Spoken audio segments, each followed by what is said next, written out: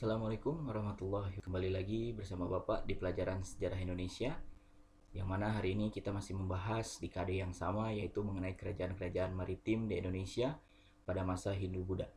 Nah, minggu kemarin kita sudah membahas tentang kerajaan Kutai yang mana sampai saat ini dianggap sebagai kerajaan tertua.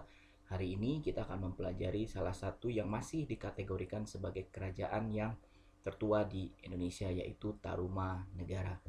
Tapi sebelum itu, agar pembelajaran hari ini diridhoi oleh Tuhan Yang Maha Esa, serta kalian saat belajar, termasuk Bapak saat mengajar, mendapatkan berkah dari Tuhan, dan terutama bisa mengambil manfaat dari pelajaran hari ini, kita berdoa dulu. Berdoa, dipersilahkan.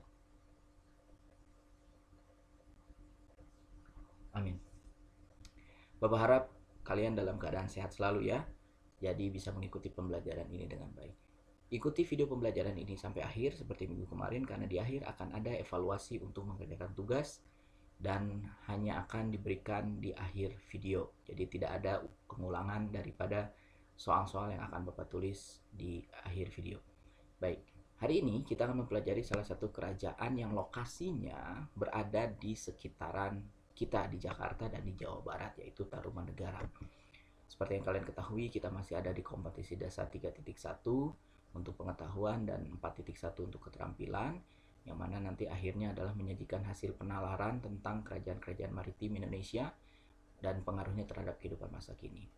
Akhir daripada pembelajaran ini, kalian diharapkan mampu menganalisis itu semua tentang kerajaan maritim Indonesia dari berbagai aspek, terutama dalam menganalisis pengaruhnya terhadap kehidupan masyarakat Indonesia masa kini. Tentu saja itu dibutuhkan proses, oleh karena itu ikutilah pembelajaran ini dari minggu ke minggu dengan baik. Oke. Minggu kemarin Bapak sudah bahas ini, bagaimana sebuah kerajaan bisa muncul, sistemnya ya, sistem kerajaan bisa muncul, itu dikarenakan tentu saja ada pengaruh daripada kebudayaan Hindu dan Buddha.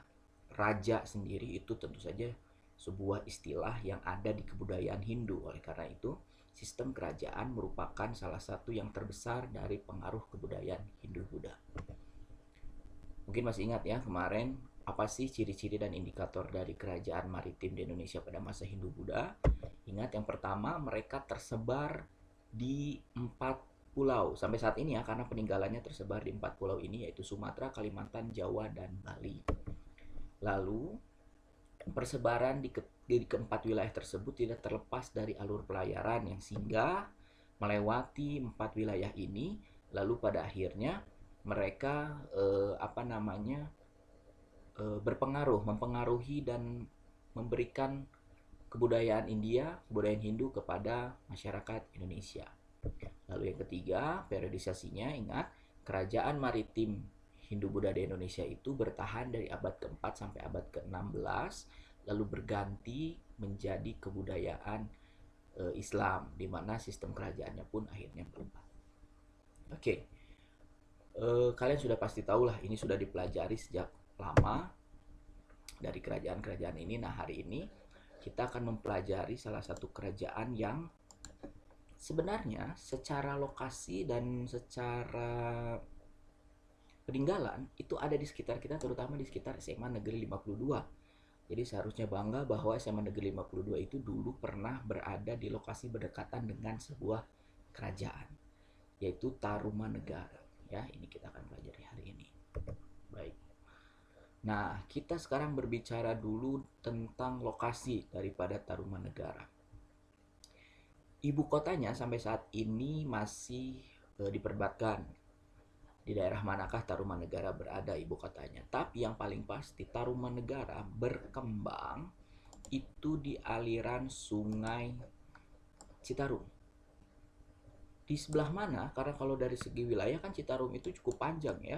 Dari selatan, yaitu dari Kabupaten Bandung, membelah wilayah Jawa Barat itu sampai ke daerah utara, yaitu di muaranya daerah Karawang, melewati wilayah Bekasi, bahkan sodetan daripada sungai Citarum itu ada ke wilayah alirannya wilayah Jakarta. Nah, di manakah ibu kota atau pusat kerajaan daripada Tarumanegara? Sampai saat ini ada dua pendapat menyatakan yang pertama adalah kemungkinan besar itu ada di wilayah Bogor. Apa indikatornya? Karena di sini adalah yang paling banyak ditemukan prasasti. Jadi prasasti Tarumanegara itu berada di wilayah Bogor paling banyak ditemukan. Ya, dari ketujuh prasasti itu sekitar 5 sampai 6 itu berbatasan dengan Kabupaten Bogor, ya. Yang keenam itu berbatasan dengan Kabupaten Bogor, tapi masih di wilayah situ, dekat dengan Kabupaten Bogor, sehingga kemungkinan besar pusatnya di Kabupaten Bogor. Tapi ada yang bilang juga bahwa pusatnya ada di antara Bekasi dan Karawang. Kenapa? Karena dilihat dari satu prasasti, yaitu prasasti Tugu, itu menceritakan sebuah sungai yaitu Candrabaga dan Gomati. Candrabaga dan Gomati diperintahkan oleh Purnawarman untuk digali, dibuat sodetan, dibuat sebuah kanal, dan dibuat irigasi. Kalau misalnya memang hal tersebut begitu penting, apakah mungkin Bekasi dan Karawang itu sebagai ibu kota? Itu bisa menjadi sebuah perkiraan atau hipotesis yang kedua. Oke. Ya, jadi sampai sekarang masih diperdebatkan apa di Bekasi atau di Karawang, karena di Bekasi pun tidak, di Karawang terutama itu ditemukan sebuah candi yang cukup besar yang umurnya bahkan lebih tua katanya dari Tarumanegara. Oleh karena itu candi biasanya berada di pusat wilayah, terutama candi besar ya, berada di pusat wilayah kerajaan. Nah, kalau dilihat di sini kan berada di sekitar Sungai Citarum ya. Citarum sendiri kalau dilihat artinya itu kan airnya, tarum itu taruma ya kan, diambil dari kata ini nih. Ada dua suku kata taruma. Airnya taruma atau ci itu kan dalam bahasa Sunda artinya ci itu artinya air ya. Jadi ada yang membilang bahwa Citarum itu airnya taruma atau yang mengaliri taruma, sehingga bisa dibilang bahwa Citarum itu adalah cahaya taruma, sebuah sumber kehidupan bagi masyarakat Tarumanegara. Jadi peran sungai bagi Tarumanegara itu begitu besar ya. Nah, dari persebaran prasasti serta dari beberapa pengaruh Tarumanegara, maka bisa disimpulkan bahwa wilayah Tarumanegara itu kalau sekarang meliputi Banten, Bogor, yang tadi kita sudah sebut, Jakarta, wilayah kita, Bekasi, dan Karawang. Bahkan ada yang bilang Jawa Barat, sebagian Jawa Barat, bagian barat itu semuanya Tarumanegara ya. Sampai ke Kali Cipamali berada di Brebes gitu ya, perbatasan dengan Brebes di Jawa Tengah. Itu lokasinya. Sampai sekarang terus digali, terutama kita tunggu hasil daripada penelitian si candi ini. Jangan-jangan Tarumanegara itu punya kisah lain selain daripada yang kita dengar selama ini. Itu dari segi lokasi. Sekarang kita bicarakan mengenai kehidupan politik. Kehidupan politik Tarumanegara apabila dilihat dari sumber prasasti yang ditemukan yang sebanyak 7 itu, maka kita hanya akan melihat bahwa hanya terdapat satu raja yang dijelaskan di sana. Siapa? The one and only Purnawarman. Lalu kita bertanya-tanya secara logika, apa mungkin sebuah kerajaan hanya memiliki satu raja? Apakah mungkin? Nah, untuk membantu pola pikir kita harus lihat sumber lain. Ada sebuah sumber lain selain prasasti ya, bukan prasasti tapi itu berbentuk sebuah naskah. Namanya adalah naskah Wangsakerta. Itu Bapak typo, mohon maaf, itu harusnya Wangsa ya, Wangsakerta. Di dalam naskah Wangsakerta itu dijelaskan komplit siapa Purnawarman, bagaimana Tarumanegara berdiri. Kita lihat dari silsilahnya secara politik. Purnawarman itu adalah cucu dari Jayasingawarman. Siapa dia? Jayasingawarman ini, sebentar Bapak hapus dulu ini agar kalian tidak bingung. Ya. Siapa Jayasingawarman ini? Jayasingawarman ini adalah, kalau dalam naskah Wangsakerta itu dianggap sebagai, dituliskan sebagai pendiri daripada kerajaan Tarumanegara. Ya, Jayasingawarman sendiri kalau tidak salah itu adalah menantu dari Raja Salakanegara, sebuah kerajaan yang ya bisa dibilang tidak ada bukti tertulisnya sampai saat ini. Tapi kalau dalam cerita-cerita lisan masyarakat kuno dan masyarakat Sunda sampai saat ini, ada sebuah kerajaan besar namanya Salakanegara yang dianggap pernah dibahas oleh Ptolemeu, seorang filsuf barat yang mengatakan bahwa di daerah selatan ada kerajaan yang bisa dibilang sumbernya perak, Salakanegara. Ya, ini adalah menantunya dan menjadi pendiri daripada kerajaan Taruma. Jaya Singawarman punya anak, kata naskah Wangsakerta ini. Siapa? Yaitu Dharmayawarman, berkuasa setelah Jaya Singawarman jadi raja kedua. Lalu setelah Dharmayawarman itu ada Purnawarman. Nah, jadi Purnawarman kalau menurut naskah Wangsakerta adalah raja keberapa? Raja ketiga dari Tarumanegara. Dalam naskah Wangsakerta tersebut dijelaskan, Bapak tidak tulis di sini, kenapa, nanti alasannya Bapak kemukakan di akhir. Dijelaskan siapa anaknya Purnawarman, setelahnya cucunya, terus sampai raja terakhir daripada Tarumanegara. Namanya adalah Linggawarman. Mohon maaf ini typo, ini bukan 0, tapi ini adalah sampai ya. Sampai bertahta dari 666 sampai 669. Bagus ya angkanya ya. Linggawarman ini gak punya anak nantinya. Lalu dia mengangkat menantunya namanya Tarusbawa untuk menjadi penerus tahtanya. Nah, Tarusbawa akhirnya tidak meneruskan Tarumanegara tapi mendirikan kerajaan lain, yaitu Kerajaan Sunda. Gitu ya. Nah, lalu kenapa dari tadi Bapak bilang sampai Bapak tidak menuliskan anaknya Purnawarman, siapa keturunannya?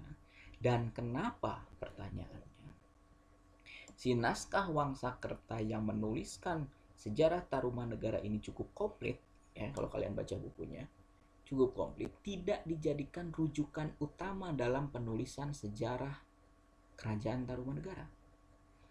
Hal tersebut, pertama, karena naskah Wangsakerta masih dipertanyakan validitasnya.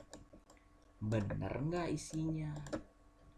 Kenapa diragukan? Coba kalian lihat ini. Yang pertama adalah lihat angka tahun penyusunannya. 17 Masehi. Terpaut 12 abad setelah Taruma berdiri. Artinya dari sumber prasasti yang ditemukan yang berumur abad kelima, ya ini abad kelima ya. Nah, naskah Wangsakerta menulis sebuah kisah Tarumanegara yang komplit, tapi di abad 17 terpaut 12 abad dengan prasasti aslinya. Padahal di prasasti aslinya pun tidak menceritakan bagaimana Tarumanegara, sehingga valid atau tidak. Itu yang pertama dari angka tahun penyusunan. Ya ibaratnya gini, sejarah proklamasi, kalau proklamasi sudah jelas ya karena ada bukti fisiknya. Sejarah kita sekarang misalnya yang belum jelas, lalu ditulis sekitar 1200 tahun kemudian, menyimpulkan bahwa kehidupan kita itu A, B, C, D, padahal nggak seperti itu, mungkin gitu ya, tidak seperti itu. Nah, yang pertama validitasnya dilihat dari angka tahun penyusunan. 17 Masehi cukup jauh. 17 Masehi lagi. Ini abad ke-17 ya, Bapak salah. Abad 17. Penyusunannya di abad ke-17. Maaf, ini bukan 17 Masehi, Bapak hapus. Ya, penyusunannya abad ke-17, jauh dari abad Tarumanegara berproses. Yang kedua, validitasnya diragukan adalah mengenai metode penulisannya. Bisa dibuktikan tidak secara ilmiah. Kenapa? Jadi gini, naskah Wangsakerta itu prosesnya adalah saat Pangeran Wangsakerta dari Cirebon menginginkan menulis ulang tentang sejarah Nusantara dari tahun ke-0 sampai saat itu. Dikumpulkanlah para tokoh-tokoh dari berbagai kerajaan di Nusantara pada saat itu, tentu saja sudah Belanda sudah ada, dikumpulkan untuk menyusun hal tersebut. Nah, proses penyusunannya ya kayak seminar gitu ya, itu tidak melalui mekanisme ilmiah sejarah modern sekarang. Kalau sekarang kan harus ada buktinya, dikritik, lalu ditafsirkan. Kalau dulu enggak, berdasarkan apa? Berdasarkan ingatan para tokoh-tokoh yang hadir tersebut dari sejarah lisan yang mereka dapatkan dari kakek-kakek mereka. Meragukan? Ya. Tapi apakah bisa bisa kita jadikan sebagai rujukan? Tergantung. Artinya kita hanya bisa jadikan rujukan si naskah Wangsakerta ini sebagai pengubah pola pikir kita yang tadi di awal. Apa mungkin, kita kembali lagi ke sini, sebuah kerajaan hanya punya satu raja lalu bubar gitu. Jadi si naskah Wangsakerta ini ibaratnya menambah pengetahuan secara rasional kita bahwa Purnawarman bukan raja satu-satunya dari Tarumanegara. Siapa kakeknya, siapa anaknya, itu memang belum valid dari naskah Wangsakerta, tapi minimal bahwa Tarumanegara bukan Purnawarman satu-satunya. Bagi beberapa masyarakat, dia sangat mempercayai naskah Wangsakerta ini. Kenapa? Ya siapa tahu sumber lisan itu lebih bisa dipercaya, tapi ya namanya juga omongan ya, belum tentu bisa dipercaya. Nah ini bisa jadi rujukan alternatif, tapi kalau misalnya dijadikan bahan misalnya untuk jurnal ilmiah mungkin masih kurang bisa, karena ya naskah Wangsakerta wujudnya masih terus diteliti. Ya siapa tahu tahun-tahun ke depan naskah Wangsakerta sudah disebutkan valid, maka ya sudah, inilah sejarah kerajaan Tarumanegara sebelum dan setelah Purnawarman. Jadi Bapak memberitahu seperti ini karena kalian kan IPS, jadi harus tahu bahwa dalam sumber sejarah kita tidak bisa hanya mengandalkan satu, tapi harus ada pembanding alternatif yang bisa menambah perspektif kita. Gitu ya. Oke, lanjut. Setelah kehidupan politik, nah itu tadi ya Linggawarman ya, raja terakhir yang dituliskan naskah Wangsakerta, bahwa raja terakhir dari si Tarumanegara adalah Linggawarman. Lanjut. Kehidupan sosial budaya. Nah ini nih, dari prasasti, nah sekarang tidak lagi disimpulkan dari Wangsakerta, tapi Bapak simpulkan dari prasasti yang ada. Ada 3 aspek dalam kehidupan sosial budaya yang bisa menjadi indikator bagaimana kehidupan mereka. Yang pertama, berdasarkan prasasti, kehidupan sosial kerajaan Tarumanegara itu sangat mengedepankan sistem kerjasama atau gotong royong. Artinya, ini Bapak ambil berdasarkan apa? Itu berdasarkan yang terdapat dalam prasasti Tugu. Apa isi prasasti Tugu nanti Bapak jelaskan. Jadi, maksudnya di sini adalah bahwa masyarakat Taruma itu punya kesadaran yang baik. Ya, mengedepankan kepentingan bersama. Kenapa? Jadi begini, dalam prasasti Tugu itu diceritakan bahwa Purnawarman punya ide untuk menggali 2 buah sungai besar yang mengalir ke kerajaan Taruma. Tadi Bapak sudah bilang, itu Candrabaga dan Gomati. Gitu ya, dalam prasasti ini diceritakan ada 2 buah sungai.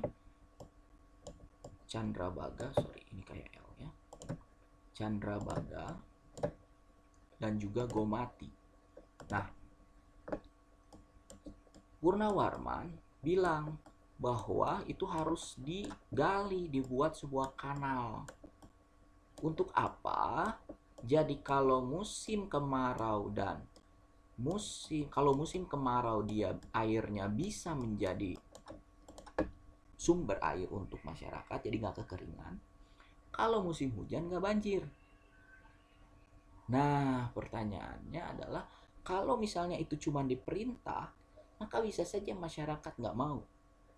Ya meskipun di luar itu raja dianggap sebagai seorang dewa ya, perintahnya harus dilakukan. Tapi kalau secara rasional kita masyarakat ya belum tentu mau menggali sebuah sungai untuk dijadikan. Tapi karena masyarakatnya, kehidupan sosial sudah muncul kesadaran bahwa apa yang diperintahkan raja itu baik, bahwa yang diperintahkan raja itu berguna untuk mereka, maka mereka mau bekerja sama. Bayangkan, penggalian 2 buah sungai ini dalam prasasti diceritakan butuh 6.000 orang dan berakhir hanya dalam waktu 21 hari. Artinya ada kerjasama yang erat antara kalangan atas, raja, dengan kalangan rakyat biasa. 21 hari dia. Ya. Di sisi lain, maka diceritakan pula karena ada pembangunan ini, maka kita tahu bahwa banjir di Jakarta itu sudah berlangsung sejak zaman Taruma, karena Purnawarman sendiri memerintahkan agar menggali Candrabaga agar daerahnya tidak banjir. Gitu. Jadi banjir bukan karena siapa pemimpinnya, misalnya karena si pemimpin ini, gara-gara si pemimpin ini Jakarta jadi banjir, gara-gara si pemimpin ini Jakarta jadi gak banjir, bukan. Tapi banjir untuk Jakarta itu sebuah hal yang alami.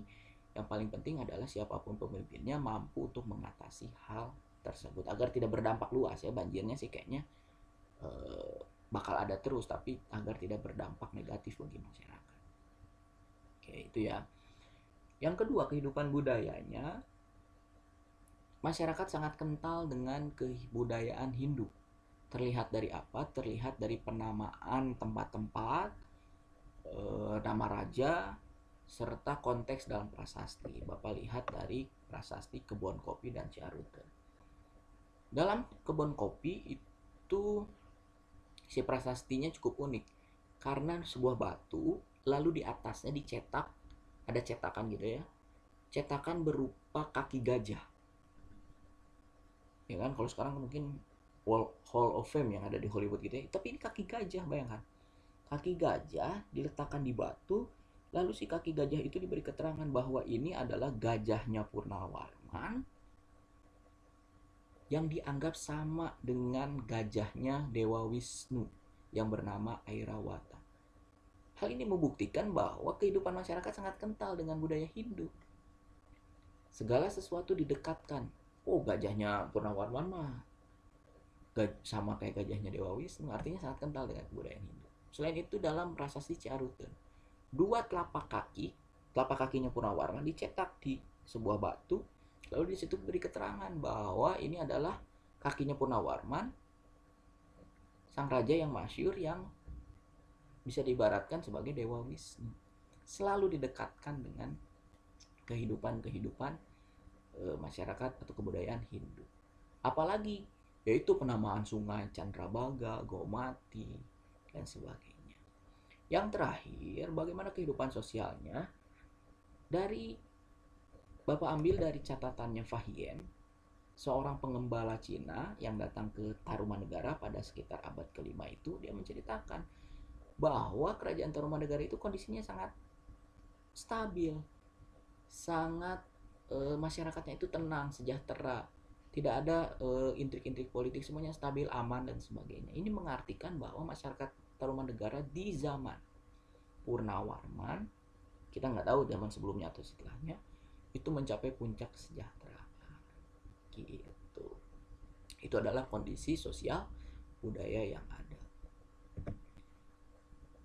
Kehidupan ekonomi. Ada 3 aspek yang menjadi roda utama kehidupan ekonomi masyarakat Tarumanegara. Dilihat dari prasasti yang ditemukan, serta dari pola hidup yang coba digali oleh para arkeolog dan juga para antropolog serta sejarawan. Yang pertama, aspek yang menjadi roda utama dalam kehidupan ekonomi masyarakat Taruma adalah perdagangan. Ya. Yang kedua adalah pelayaran. Jadi Taruma meskipun berada di daerah misalnya ibu kotanya Bogor, meskipun di daerah agraris, di dalam hutan gitu ya, di kepinggiran jauh dari pantai, tapi dia tetap menjadi kerajaan maritim. Kenapa? Karena Taruma melakukan interaksi secara pelayaran dengan dunia luar, dan Taruma memiliki pelabuhan. Ya, pelabuhannya di mana? Kemungkinan besar pelabuhan Sunda Kelapa. Jadi itu peninggalan Taruma lalu diteruskan oleh kerajaan Sunda. Ya kan, dekat dengan kita kan? Jadi kita harus bangga bahwa SMA 52 berada di wilayah tersebut. Dulunya adalah itu wilayah puncak dengan wilayah yang sudah mengalami puncak peradaban. Yang ketiga adalah yang terbesar, Bapak simpan di sini, roda terbesar dalam kehidupan ekonomi kerajaan Tarumanegara adalah pertanian. Kenapa? Karena meskipun melakukan perdagangan, meskipun melakukan pelayaran, tapi komoditas yang didagangkan, yang dikeluarkan, diekspor melalui pelayaran ataupun perdagangan, itu adalah komoditas pertanian. Menurut Fahien, yang paling banyak diperdagangkan ke daerah luar, diekspor gitu ya, itu adalah beras dan juga pohon jati. Meskipun dalam literatur lain yang Bapak baca, kemungkinan besar ada komoditas-komoditas lain. Contohnya misalnya ini Bapak ambil dari kerajaan Sunda, jadi secara kebiasaan mungkin sama. Kehidupannya mungkin sudah mengekspor kuda ke Kalimantan. Itu tukerannya sama sapi, kuda sama gajah tukerannya. Itu sesuatu yang lumrah. Tapi yang paling utama adalah dari aspek pertanian. Oke, ya. Ini video pembelajaran, jadi kalau misalnya masih belum mengerti boleh silakan diulang-ulang lagi penjelasan Bapak. Tapi ingat, yang penting adalah paham dan mampu menganalisis apa yang Bapak sampaikan, gitu ya. Jadi jangan sampai hanya menghafal. Nah, sumber-sumber yang menjadi rujukan daripada kehidupan kerajaan Tarumanegara itu berjumlah 7. Satu lagi tadi ya, catatan Fahien. Ya tadi di awal ini. Nih, yang ini nih. Nah, ini Bapak tidak tulis, jadi yang di akhir tadi Bapak hanya tulis adalah prasastinya, tapi ada sumber lain yang menjelaskan tentang Tarumanegara, yaitu catatan dari Fahien. Nah, ini adalah 7 prasasti yang sampai saat ini ditemukan sampai saat ini ya. Semoga nanti banyak lagi sumber-sumber lain sehingga makin kaya penjelasannya. Ini adalah sumber yang ditemukan yang menceritakan tentang Tarumanegara. Yang pertama adalah Ciaruten, ini yang tertua ditemukan. Yang tadi Bapak bilang di dalam batunya itu ada telapak kaki, cetakan telapak kaki. Kalian tahu kan ya Walk of Fame-nya, Hall of Fame-nya Hollywood yang tangan itu udah dilakukan sama Purnawarman di abad ke-5. Jadi Hollywood itu baru-baru, kita udah ngelakuinnya di abad ke-5. Jadi kalau mereka tangan, Raja Purnawarman pakai kaki ya. Lalu di situ ada tulisan bahwa ini adalah Raja Purnawarman yang diibaratkan sebagai seorang dewa kemasyurannya. Terus ada lambang laba-laba. Beberapa ahli menafsirkan itu tanda tangannya Purnawarman, serta tulisan-tulisan lain yang sampai saat ini belum bisa ditafsirkan. Lokasi penemuannya ada di Sungai Ciaruten, Kabupaten Bogor. Lokasi sekarang masih ada di sana, tapi ditinggikan karena kalau Ciaruten meluap maka itu terkikis terus sehingga dipindahkan ke Kampung Muara, Ciaruten Hilir, Kabupaten Bogor. Kalau di Jakarta kalian bisa lewat Parung ya, lewat Parung nanti ke Lewiliang, ke Dramaga, IPB, terus ke sana. Itu nanti kalian nemu sana.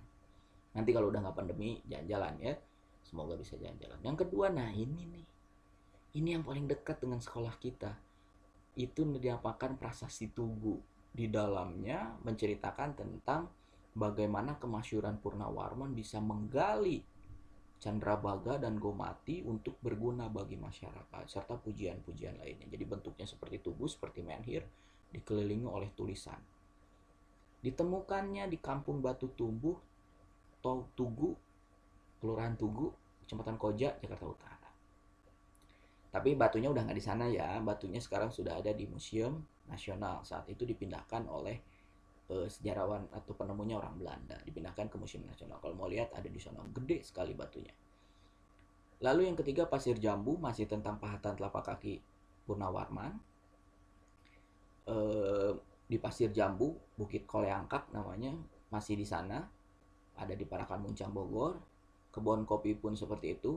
Telapak kaki gajah ya, yang tadi Bapak bilang ini telapak kaki gajah punya tunggangannya Purnawarman yang dianggap sama seperti gajah tunggangannya Dewa Wisnu.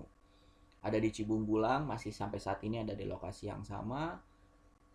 Muara Cianten itu di Sungai Cisadane, dekat dengan muara Sungai Cianten ya. Tapi sampai saat ini sejarawan dan filolog serta arkeolog belum bisa membaca tulisan di prasasti tersebut. Masih ada di lokasi yang sama. Lalu Pasir Awi masih tentang telapak kaki, dianggap sebagai kaki Purnawarman. Lalu di situ masih di Bukit Pasir Awi di Kabupaten Bogor, masih di lokasi yang sama. Cidanghiang pun sama. Di situ memuji-muji tentang Purnawarman yang dianggap sebagai raja dunia dan ditakuti para musuh. Di Cidanghiang Pandeglang masih di lokasi yang sama. Nah, kalau kalian lihat ada pola yang sama di antara beberapa prasasti ini. Beda dengan Tugu ya. Kalau Tugu menceritakan kronologis sebuah peristiwa, tapi yang lain itu lebih banyak menceritakan kemasyhuran Purnawarman. Kenapa? Karena kemungkinan besar daerah yang terdapat prasasti tersebut adalah daerah yang disebut dengan sima. Oke, apa itu sima? Daerah, ya, sima namanya.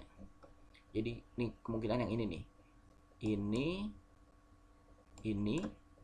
Ini dan ini. Yang Bapak tandai merah ini kemungkinan namanya adalah daerah sima. Apa itu daerah sima? Itu adalah daerah yang dibebaskan dari pajak oleh Punawarman. Ya, jadi ada beberapa daerah-daerah yang menerima, ya bisa dibilang kebaikan Punawarman untuk tidak memberikan upeti kepada kerajaan. Entah jasanya apa daerah tersebut, tapi akhirnya dibebaskan dari pajak. Itu namanya daerah sima. Jadi kemungkinan besar daerah-daerah, kenapa sih tersebar ya Pak ya? Ada di Bogor Barat, ada di Bogor Timur, di Bogor Selatan mungkin tidak ada. Ada di Bogor Selatan ada. Lalu Ciaruteun itu kan nih Bogor Barat ya kalau tidak salah, Bogor Barat. Tapi misalnya Pasir Awi kalau tidak salah itu ada di Bogor Timur, jauh-jauh gitu lokasinya. Yang Bapak tahu itu lokasinya jauh-jauh.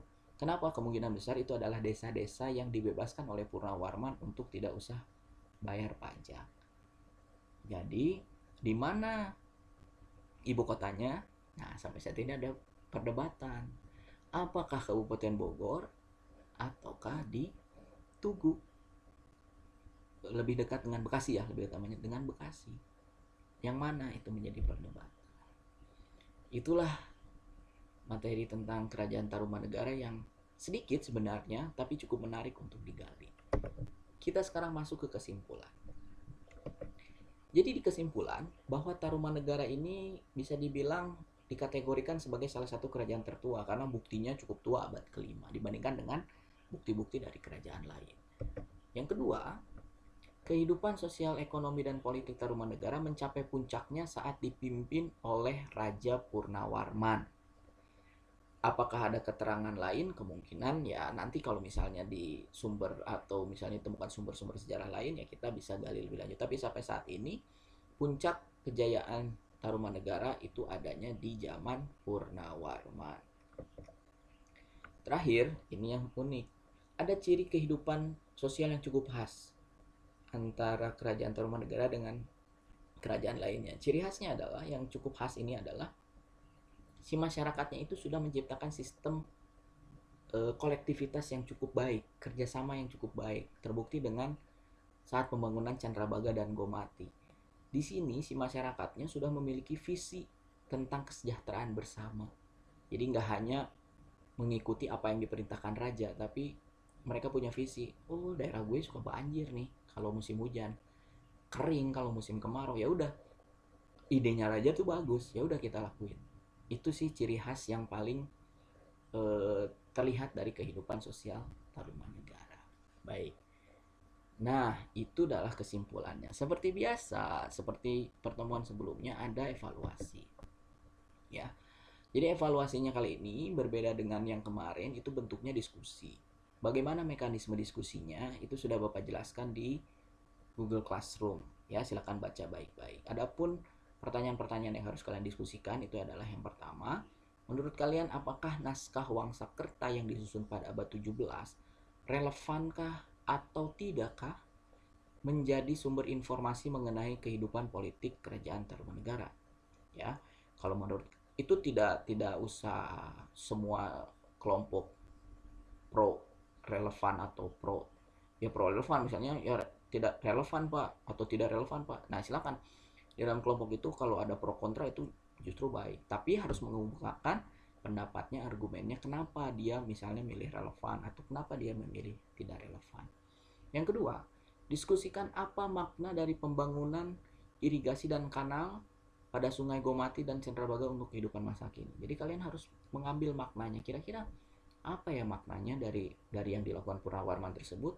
Apakah kalian melihat bahwa harus ada usaha dari setiap orang kalau ingin keluar dari sebuah bencana misalnya? Itu apa maknanya untuk kehidupan masa kini? Yang ketiga adalah coba kalian lihat lagi tadi, dari ketujuh prasasti hampir semuanya itu ditemukan di daerah aliran sungai. Kalian kemukakan kira-kira mengapa hal tersebut bisa terjadi? Yang kedua adalah karena ditemukan di daerah aliran sungai, apakah kalian setuju atau tidak? Kalau diasumsikan pusat kerajaan Tarumanegara berada di daerah aliran sungai. Kemukakan? Kalau setuju kenapa? Kalau tidak setuju kenapa? Itulah evaluasi kita untuk minggu ini. Segala mekanisme dan aturan kapan pengumpulannya, cara pengumpulannya ada di Google Classroom. Silakan lihat baik-baik. Itu saja untuk hari ini. Terima kasih sudah mendengarkan video pembelajaran ini. Semoga apa yang Bapak sampaikan bermanfaat untuk kalian. Kita ketemu lagi di pertemuan selanjutnya untuk membahas kerajaan-kerajaan maritim di Indonesia pada masa Hindu-Buddha yang lainnya. Bapak ucapkan Assalamualaikum warahmatullahi wabarakatuh. Selamat pagi semuanya dan terima kasih.